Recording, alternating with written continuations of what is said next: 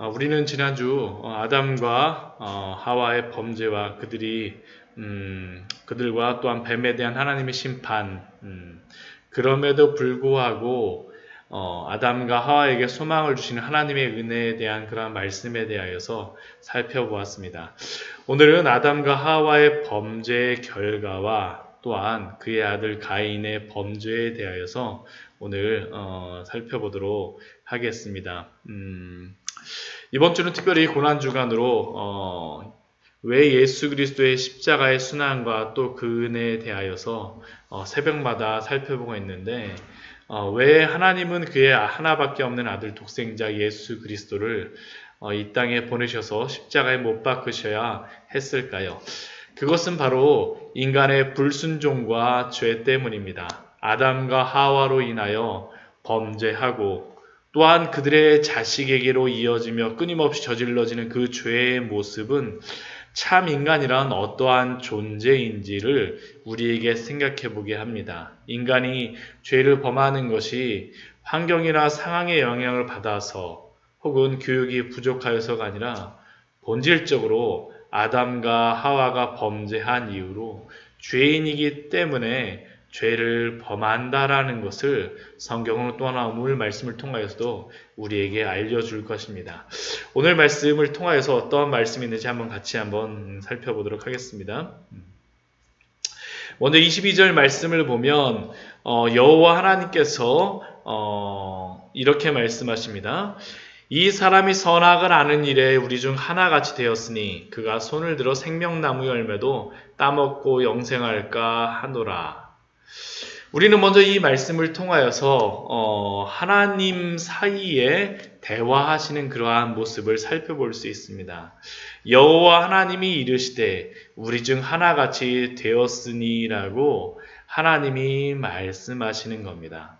하나님이 대화의 상대화가 있는 것으로서 대화하시는데 이것을 통해서 우리는 삼위일체 하나님의 그 흔적을 우리는 여기서 발견할 수 있습니다.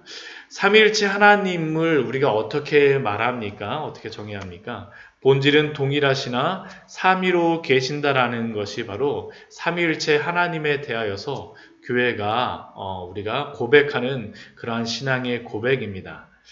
즉 삼위일체 하나님, 성부 하나님, 성자 하나님, 성령 하나님이 본질은 동일하시지만 그 인격에서 삼위로 계신다라는 그러한 의미로 그렇게 삼위 하나님 사이에는 인격적인 교제가 가능하심을 오늘 말씀을 통해서 우리는 알 수 있습니다.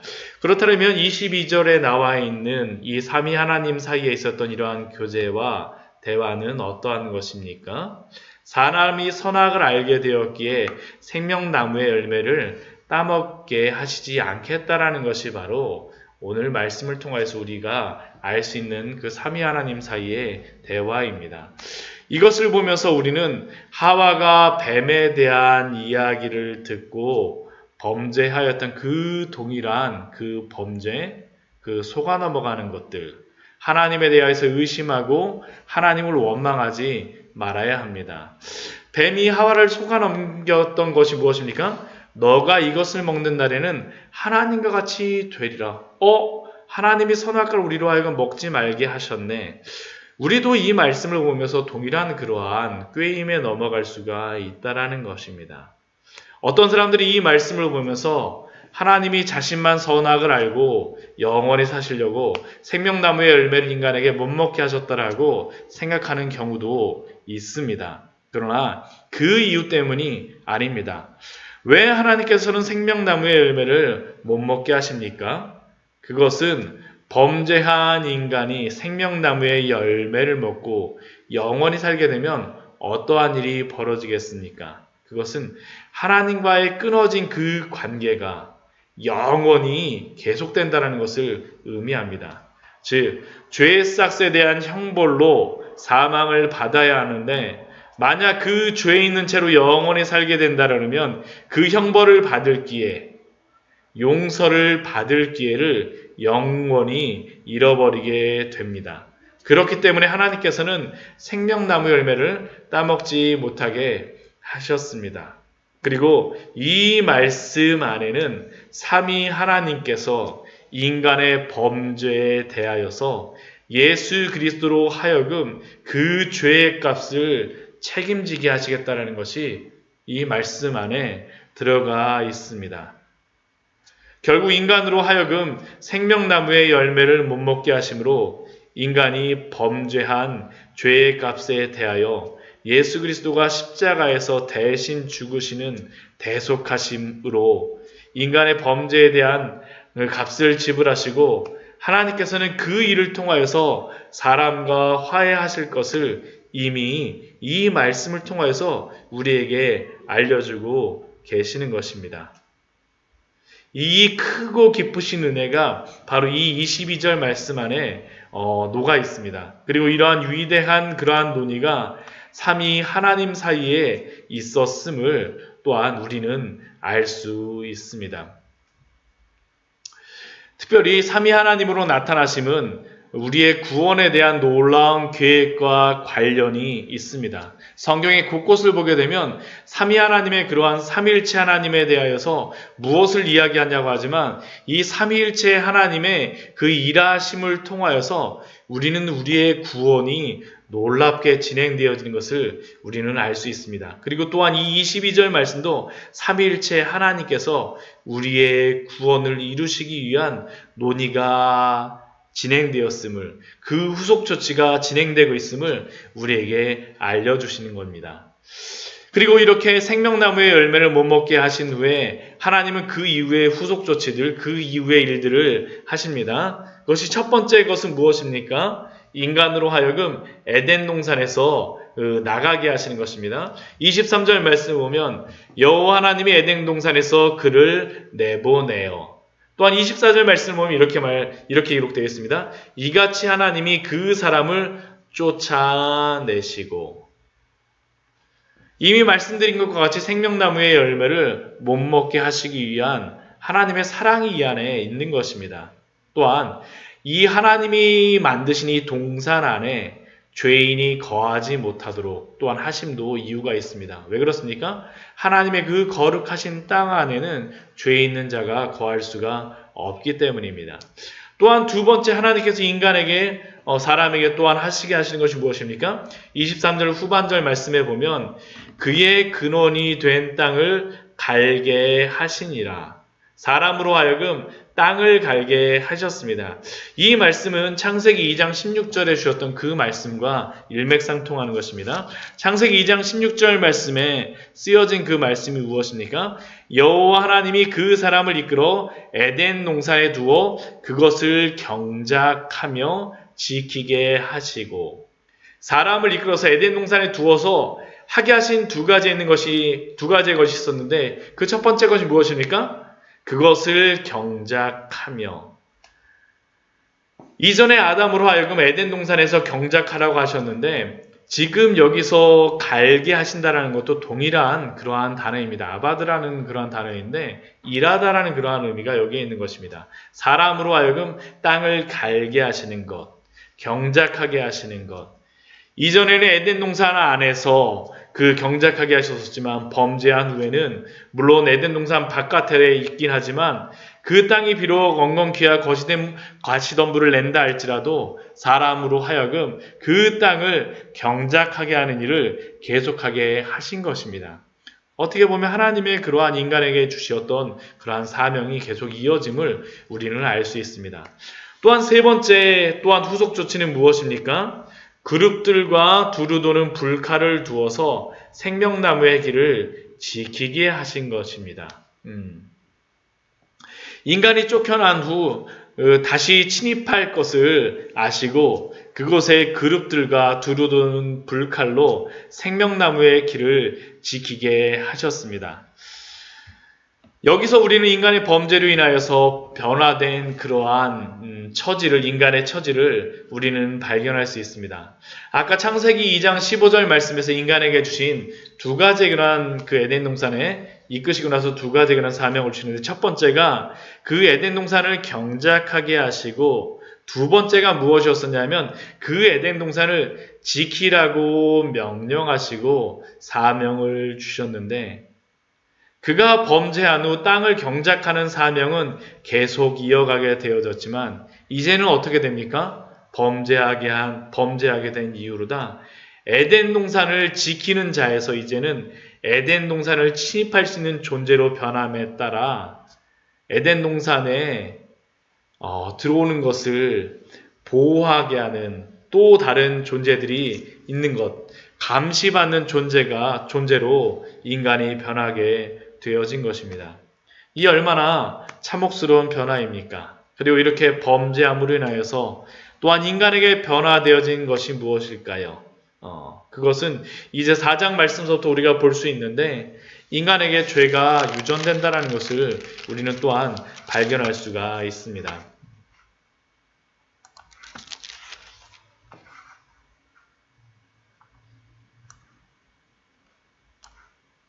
1절 말씀을 보면 아담과 하와가 동침하여서 하와가 임신하여 가인을 낳았다라고 이야기합니다. 이 가인이라는 그러한 뜻은 얻다라는 그러한 뜻이 있는데 이 얻다라는 것으로서 하와가 이야기하는 것, 얻다라는 의미로서 가인의 이름을 짓고 나서 그 하와가 이야기하는 것이 무엇입니까? 내가 여호와로 말미암아 등남하였다. 이 말 속에는 어떤 의미가 있습니까? 창세기 3장 15절 말씀해 주셨던 그 약속에 대한 소망이 들어가 있는 이름이라고 할 수 있습니다. 여인의 후손을 통하여 뱀의 머리를 상하게 하시겠다는 그 약속이 바로 이 가인을 통하여서 이루어지길 그녀는 소원하였습니다. 그리고 또한 2절 말씀을 보면 얼마 후에 하와는 또한 가인의 아우 아벨을 낳았습니다. 아벨의 의미는 숨, 증기, 헛됨이라는 그러한 의미가 있습니다. 우리가 전도서 우리 1장 2절 말씀에 보게 되면 그 무엇으로 시작하는지 아십니까? 전도자가 이르되 헛되고 헛되니 모든 것이 헛되도다 라는 이 헛되도다라는 이 단어가 바로 이 아벨이라는 단어와 동일합니다. 헤벨인데 결국 아벨의 이름이 어떻습니까? 짧고 허망한 인생을 사는 그러한 그 의미를 담은 이름이라고 할 수 있습니다. 그리고 이 가인과 아벨은 2절 말씀을 보면 자라서 아벨은 양을 치는 자가 되었고 또한 가인은 농사하는 자가 되었다라고 말합니다. 3절 말씀을 보면 또 세월이 지난 후에 어떤 일들이 또한 벌어지고 있습니까? 이미 아마 꽤 오랜 시간이 아담과 하와가 태어난 후에 있었던 것 같습니다. 이들은 각각의 소산물로 여호와 하나님께 제물을 드리게 되어집니다. 가인은 무엇을 드립니까? 땅의 소산으로 제물을 삼아 여호와 앞에 드렸고 또한 아벨은 자기의 그러한 직업을 따라서 양의 첫 새끼와 기름으로 하나님께 제물을 드렸습니다. 그런데 문제는 무엇입니까? 아벨의 제물은 받으셨으나 가인의 제물은 받지 않으셨다라는 것입니다. 왜 하나님께서는 아벨의 제물은 받으셨으나 가인의 제물은 받지 않으셨을까요? 여기서 제물을 드린다라는 것은 단순히 제물을 드리는 것을 의미하는 것은 아닙니다. 이것은 하나님께 예배한다라는 의미입니다. 하나님께 예배한다라는 것은 출애굽 이후에 성막을 짓고 5대 제사를 명하신 이후에 그 이후에 하라고 하신 것이 아니라 인류의 시작과 함께 우리가 이러한 하나님께 예배드리는 것이 시작되었음을 우리는 알 수 있습니다. 그리고 그때 예배를 드릴 때 어떠한 짐승만 드리라고 한 것이 아니라 가인과 아벨이 하나님 앞에 이렇게 제물을 드리는 것을 보게 되면 자신들이 직업에 따라서 하나님께 드렸음을 우리는 또한 알 수 있습니다. 그런데 왜 예배를 드릴 때 아벨의 예배는 받으시고 가인의 예배는 받지 않으실까요? 이것에 대하여서 어떤 사람들은 가인이 동물 제사를 안 드려서 그렇다고 이야기도 하고 또 어떤 사람들은 여기에 대해서 명확하게 알 수 없다라고 이야기도 하기도 합니다. 그렇다면 우리가 이것을 통하여서 알 수 있는 것은 무엇일까요? 우리가 이 말씀을 신구약 성경을 잘 살펴보게 되면 왜 하나님께서 아벨의 제사를 받으시고 가인의 제사를 받지 않으셨는지 우리는 그 이유를 어느 정도 알 수 있습니다. 마태복음 23장 34절 말씀을 보게 되면 예수님은 아벨에 대하여서 이렇게 말씀하십니다. 마태복음 23장 35절 말씀 보면 그러므로 의인 아벨의 피로부터, 즉 아벨을 누구로 다 인정하십니까? 의인으로 인정하십니다. 또한 히브리서 11장 4절의 말씀을 보면 이 아벨의 제사와 가인의 제사에 대하여서 우리에게 이렇게 말합니다. 우리 히브리서 11장 4절 말씀 같이 한번 볼까요? 우리가 잘 아는 말씀이긴 한데요. 우리 히브리서 11장 4절 말씀입니다.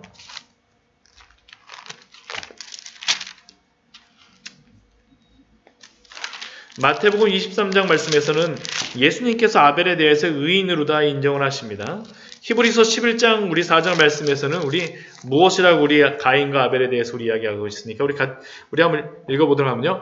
믿음으로 아벨은 가인보다 더 나은 제사를 하나님께 드림으로 의로운 자라 하시는 증거를 얻었으니 하나님이 그 예물에 대하여 증언하심이라. 그가 죽었으나 그 믿음으로써 지금도 말하느니라.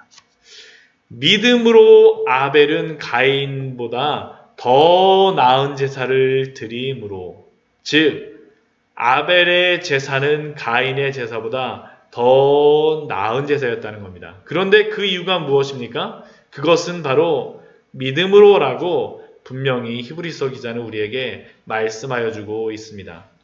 또한 히브리서 11장 6절 말씀을 보게 되면 그 믿음에 대해서 이렇게 말씀합니다. 히브리서 11장 6절 말씀 보면 믿음이 없이는 하나님을 기쁘시게 하지 못하나니 하나님께 나아가는 자는 반드시 그가 계신 것과 또한 그가 자기를 찾는 자들에게 상 주시는 이심을 믿어야 할지니라. 즉 아벨은 자기를 찾는 자들, 믿음으로 하나님을 찾는 자들로서 제물을 드렸다라는 것이 히브리서 기자가 우리에게 알려주는 겁니다. 그리고 그 하나님이 상 주시는 분임을 영원한 생명에 대한 소망을 하나님께 둠으로 말미암아 믿음으로 예물을 드렸던 사람이 바로 아벨입니다. 그러니 그 제물이 어떻겠습니까? 그 제물 가운데 아벨의 마음이 드러나고 있습니다. 오늘 우리 창세기 우리 4장 4절 말씀 보면 아벨이 드린 그러한 제물이 어떠한 제물인지를 우리에게 말합니다. 어떠한 제물입니까? 양의 첫 새끼와 그 기름으로 드렸더니, 그냥 예물을 드린 것이 아니라 양의 첫 새끼, 가장 아끼고 가장 귀중한 첫 번째 새끼를 하나님께 드린 겁니다. 또한 기름이라고 하는데 구약 성경으로 보면 기름은 하나님께 드리는 그들의 가장 귀하게 여기는 그러한 부분이었습니다. 하나님께서 직접 그 기름을 귀히 여기시면서 그 기름을 드리라고 말씀하십니다. 즉 아벨은 하나님을 이 세상의 어떤 것보다도 가장 소중하게 여겼음을 또한 우리는 이 아벨의 제사를 통해서, 이 제물을 통하여서 우리는 알 수 있습니다. 즉 아벨은 하나님께 믿음으로, 하나님을 가장 소중한 분으로 믿음으로 하나님께 드렸던 사람이 바로 아벨입니다. 반면 가인은 어떠한 제물을 드립니까? 3절 말씀을 보면 이렇게 이야기하죠. 가인은 땅의 소산으로 제물을 삼아 여호와께 드렸고, 그냥 땅의 소산으로, 즉 그는 하나님께 구별하여 드린 것이 아니라 자신이 얻은 것 중에 그냥 한 부분을 드린 것이었습니다. 이것이 바로 가인이 하나님께 드린 그러한 예배의 모습이었습니다. 예수님은 요한복음 4장에서 사마리아 여인과 만나셨을 때 예배의 가장 중요한 부분을 다음과 같이 말씀하십니다. 우리가 항상 대예배 때마다 보는 말씀인데 요한복음 4장 23절 24절 말씀에서 이렇게 예수님은 이 예배에 대해서 이렇게 말씀하시죠. 아버지께 참되게 예배하는 자들은 영과 진리로 예배할 때가 오나니 곧 이때라. 아버지께서는 자기에게 이렇게 예배하는 자들을 찾으시느니라. 하나님은 당신을 최고로 놓고 예배하는 자들을 찾으신다라는 것입니다. 우리가 어떤 행위로서 구원을 받는 것은 아니지만 그러나 하나님 안에서 참되게 예배하는 자들은 결코 예배를 허투루 드리지 않음을 예수님께서 분명히 우리에게 알려주시지 않습니까? 그래서 요한복음 4장 24절 말씀에서는 이렇게 예배에 대해서 예수님께서 말씀하십니다. 하나님은 영이시니 예배하는 자가 영과 진리로 예배할지니라. 하나님이 참되게 예배를 받으시기에 합당하신 유일하신 하나님이라는 겁니다. 이것은 우리가 예배 속에서 하나님을 이 세상의 어떤 것보다도 사랑하는 것이 반드시 필요함을 또한 그러한 우리의 마음이 들어가야 됨을 우리에게 알려주시는 겁니다. 그리고 이러한 차이로 인하여서 하나님을 자신을 이 세상의 어떤 것보다도 귀하게 여기는 아벨의 예배는 받으시고 가인의 예배는 받지 않으셨습니다. 그렇다면 가인이 하나님의 예배를 받지 않으셨을 때 그가 행해야 될 그러한 마땅한 행동은 무엇이겠습니까? 그것은 회개입니다. 그런데 가인은 어떻게 행동합니까? 4장 5절 후반절 말씀을 보게 되면 가인이 이렇게 행동하죠. 가인이 몹시 분하여 안색이 변하니. 그는 자신의 잘못은 생각하지 않고 몹시 분하여서 안색이 변할 정도까지 되었음을 성경은 우리에게 말씀합니다. 그리고 그러한 가인을 향하여서 하나님께서는 6절 말씀에서 이렇게 말씀하십니다. 내가 분하여 함은 어찌됨이며 안색이 변함은 어찌됨이냐. 지금 그가 행하는 것은 그의 잘못이라고 하나님이 분명히 말씀하여 주십니다. 그리고 4장 7절 말씀에서 계속 이어서 내가 선을 행하면 어찌 낯을 들지 못하겠느냐. 선을 행하지 아니하면 죄가 문에 엎드려 있느니라. 죄가 너를 원하나 너는 죄를 다스릴지니라. 이 말씀의 의미가 무엇이겠습니까? 그가 선을 행하고 의로운 길에 서 있지 않는다면 그는 죄에 속할 수밖에 없다라는 것입니다. 그가 선으로 악을 이기지 못한다면 이미 죄가 문 앞에 엎드러져 있더라고 하나님께서는 그에게 분명히 알려주십니다. 이것을 로마서 말씀에서는 이렇게 말씀합니다. 로마서 6장 말씀에 보면 이 죄에 대하여서 사도 바울은 이렇게 이야기합니다. 로마서 6장 말씀입니다. 로마서 6장 13절 말씀을 보면 이렇게 사도 바울은 우리에게 알려주고 있죠. 로마서 6장 13절 말씀에서 또한 너희 지체를 불의의 무기로 죄에게 내주지 말고 오직 너희 자신을 죽은 자 가운데서 다시 살아난 자 같이 하나님께 드리며 너희 지체를 의의 무기로 하나님께 드리라. 또한 16절 말씀에서 이렇게 말씀합니다. 너희 자신을 종에게 내주어 누구에게 순종하든지 그 순종함을 받는 자의 종이 되는 줄을 너희가 알지 못하느냐? 혹은 죄의 종으로 사망에 이르고 혹은 순종의 종으로 의에 이르느니라. 즉 가인에게 하나님께서는 자신을 죄에게 내주어서 불의의 무기로 내주지 말고 의의 무기로 하나님께 드리라라고 하나님께서 지금 가인에게 말씀하고 계신 겁니다. 죄의 종이 되게 되면 사망에 이르지만 하나님께 순종하게 되면 의에 이른다라고 지금 하나님께서는 이 말씀을 통해서 4장 7절 말씀을 통해서 분명히 가증인에게 말씀하여 주고 있지 않습니까? 한번 생각해 보십시오. 사실 아벨이 가인에게 잘못한 것이 있습니까? 없습니다. 직접적으로 그 가인과 아벨이 경쟁을 하면서 가인의 마음을 힘들게 하거나 또한 아벨이 가인을 불편하게 한 것은 사실은 성경에서 어떤 것도 말하고 있지 않습니다. 그저 가인이 시기심에 지금 아벨을 미워하여 죄를 짓고자 하는 것이 바로 지금 오늘 말씀 속에서 말하고 있는 것이 아닙니까? 그리고 그러한 가인에게 하나님은 회개하고 죄의 종이 되는 것이 아니라 의의 종이 되라고 순종의 종이 되라고 지금 가인에게 말씀하고 있습니다.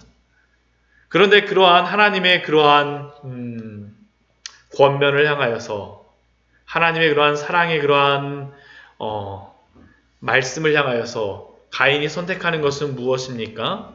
8절 말씀에 보면 가인이 그의 아우 아벨에게 말하고 그가 무엇을 말했는지 우리 성경에 나오지 않지만 사마리아 성경이라든가 탈굼 또한 70인역과 같은 성경의 다른 성경의 버전을 보게 되면 이렇게 기록되어 있습니다. 아벨에게 우리가 들로 가자라고 아벨에게 이야기한 것으로서 기록되어 있습니다. 즉 가인이 아벨에게 아무 일도 없듯이 들로 가자라고 이야기하고 나서 어떻게 하는 겁니까? 그들이 들에 있을 때에 가인이 그의 아우 아벨을 쳐 죽이니라. 하나님이 이렇게 회개의 기회를 주셨음에도 불구하고 그는 회개하지 않고 결국 동생을 죽이고 맙니다. 이전 아담과 하한을 하나님께 범죄하였었는데 이제 가인은 그의 형제에게 범죄하는 것으로 그 범죄의 범위가 더욱 넓어진 것을 우리는 발견할 수 있습니다. 그리고 하나님이 너가 범죄하면 정령 죽으리라고 말씀하셨는데 정말 그 죽음이란 것이 무엇인지를 가인을 통하여서 아벨을 통하여서 우리는 볼 수 있는 것입니다. 그리고 이러한 가인에게 하나님께서 질문하는 것이 무엇입니까? 내 아우 아벨이 어디 있느냐? 이전에 아담에게 내가 어디 있느냐라고 질문하셨었는데 이번에는 가인에게 내 아우 아벨이 어디 있느냐라고 질문하십니다.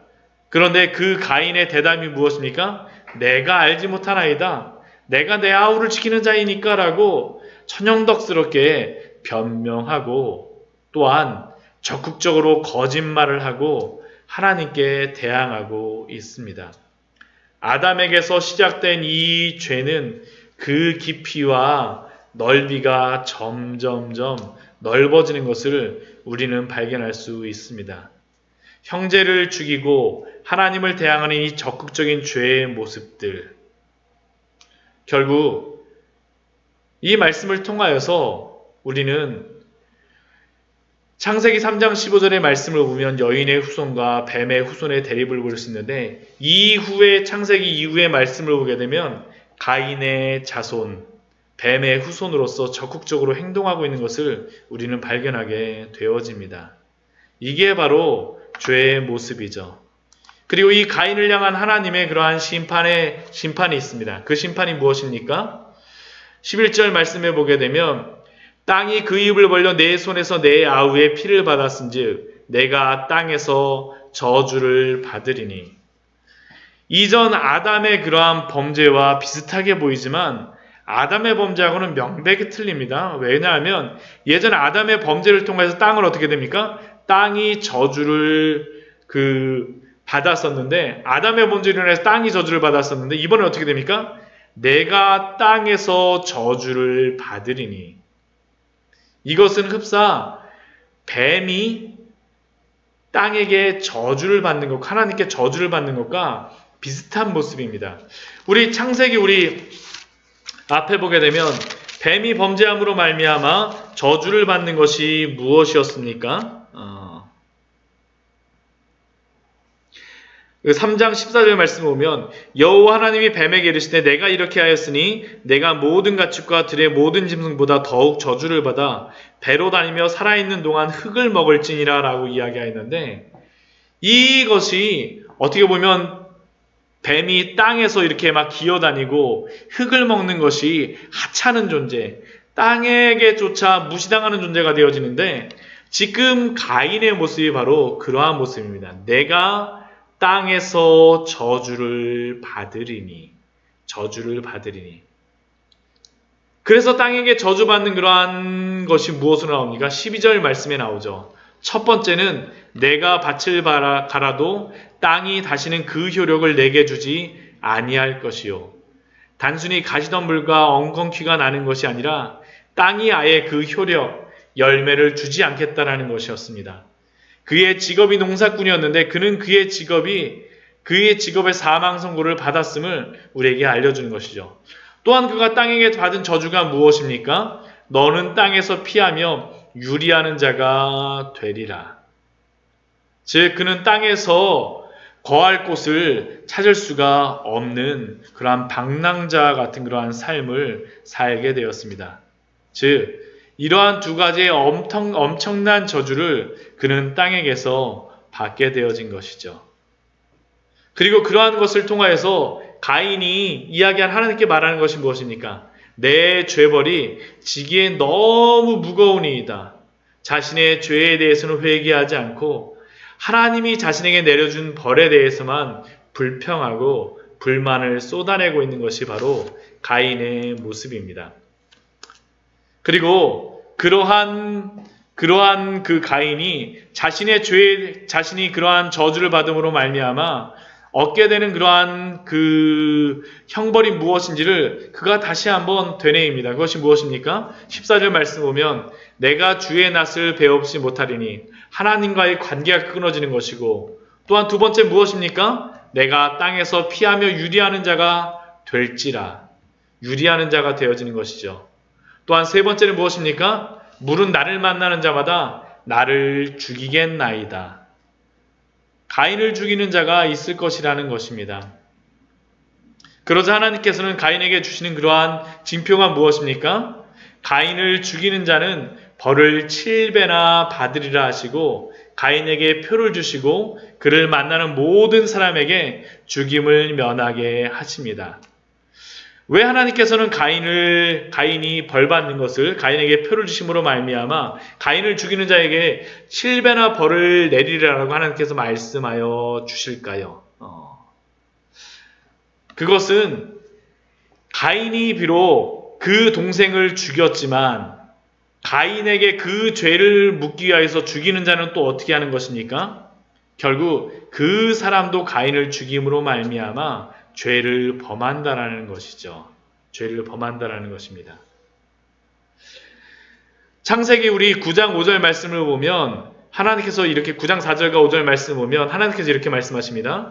그러나 고기를 그 생명되는 피째 먹지 말 것이니라. 내가 반드시 너희의 피, 곧 너희의 생명의 피를 찾으리니. 결국 왜 피를 먹지 말라라고 하십니까? 그 생명은 피에 있기 때문입니다. 그리고 하나님은 그 생명은 하나님께 속하였기 때문에 그 피를 먹지 말라라고 말씀하시는 겁니다. 하물며 하나님께서 살인을 용납하시겠습니까? 그리고 10계명에서도 6계명에서 살인하지 말라라고 분명히 말씀하십니다. 왜 그렇습니까? 사람은 하나님의 형상으로 창조되었기 때문에 살인을 한다라는 것은 아무리 범죄함으로 일그러진 형상이라고 해도 결국 하나님의 형상을 공격하는 것이기 때문입니다. 그래서 하나님께서는 가인을 살인하는 그러한 것을 다른 사람들에게 범함으로 말미암아 하나님께 죄를 지는 것을 막으신 것입니다. 대신 하나님께서 말씀하시는 것이 무엇입니까? 로마서 12장 19절과 21절 말씀해 보게 되면 우리에게 이렇게 말씀하십니다. 내 사랑하는 자들아 너희가 친히 원수를 갚지 말고 하나님의 진노하심에 맡기라. 기록되었으되 원수 갚는 것이 내게 있으니 내가 갚으리라. 주께서 말씀하시니라. 21절 말씀에서는 악에게 지지 말고 선으로 악을 이기라라고 말씀하여 주십니다. 원수를 친히 갚지 말고 하나님이 원수 갚는 것을 기다리라라고 선으로 악을 이기라라고 말씀하여 주는 것이고 그것을 4장 15절 말씀에서 우리에게 알려주시는 것입니다. 말씀을 정리하도록 하겠습니다.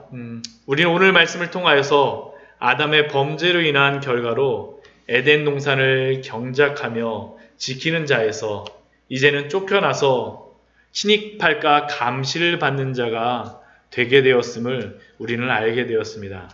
또한 가인은 자신이 예배에 실패한 죄를 시기함으로 동생을 죽이는 그러한 모습을 통하여서 죄가 더 깊고 넓게 퍼져가는 것을 우리는 볼 수 있었습니다. 결국 이 가인의 죄가 무엇입니까? 이것은 하나님을 사랑하지 않고 또한 이웃을 내 몸과 같이 사랑하지 않는 그러한 범죄였습니다. 그리고 그것은 예배의 실패를 통하여서 드러나게 되었고 또한 형제를 미워하고 시기하는 것으로 드러나게 되었습니다. 고난주간입니다. 혹시 이 말씀을 보면서 우리는 가인의 그러한 길에 서 있지 않은지 우리는 한번 우리의 모습을 돌아보아야 될 것입니다. 혹시 형제를 미워하고 시기하고 있지 않습니까? 혹시 하나님보다 더 사랑하는 무엇이 있어서 하나님을 섬기기보다는 우리의 다른 것을 섬기고 있지 않습니까?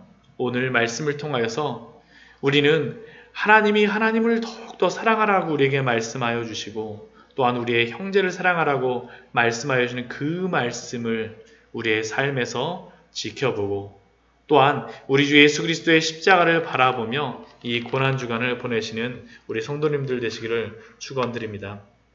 같이